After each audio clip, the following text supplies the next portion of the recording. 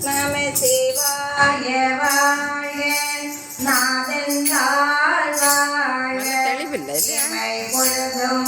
நெஞ்சில் நீங்காதான் கூகை ஆண்ட குருமணியன் தாழ்வாழ்க ஆகமமாகிருந்து அன்னை பார்த்தாழ்வாழ்க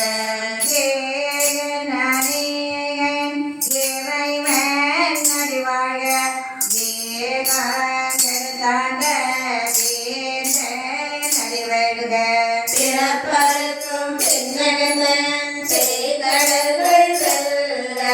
புறத்தாக்கு செய்யுதன் பூங்கடல்கள் செல்க